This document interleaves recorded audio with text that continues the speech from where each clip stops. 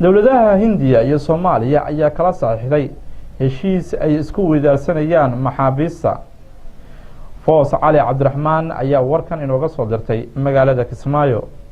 dowladaha Soomaaliya iyo Hindiya ayaa kala saxiixday heshiis ay labada dhinac isku weydaarsanayaan maxaabiista si loogu maxkamadeeyo muwaadin kasta dalka uu ka soo jeedo. heshiiska wuxuu fududeynayaa haddii ay jiraan maxaabiis Hindiya oo Soomaaliya ku xiran ama maxaabiis Soomaaliya oo Hindiya ku xiran in dib loogu celiyo dalkooda laguna wareejiyo dowladooda si wadankooda loogu maxkamadeeyo. golaha xukuumadda dalka Hindiya ayaa aqbalay heshiis ay wada gaareen labada dal ee Soomaaliya iyo Hindiya ay isku weydaarsan doonaan wixii maxaabiis ah iyadoo kulanka lagu meelmariyay heshiis uu shir gudoominayay ra'iisul wasaaraha Hindiya Narendra Modi. dowladda Hindiya ayaa heshiis ka lamid ah kula jirta dalal dhowr oo ay kamid yihiin Ingiriiska, Mauritius, Faransiis, Masar, Sri Lanka, Sacuud Carabiya, Iran, Bangladesh, Australia iyo isutaga Imaaraadka Carabta. dalka Hindiya waxa haatan ku xiran dhalinyaro Soomaaliyeed oo dowladdaasi ku eedeysay in ay yihiin burcadbadeed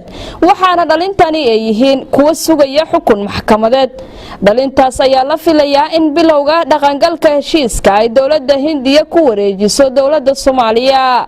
Foos Cali Cabdiraxmaan TV-ga Jubaland.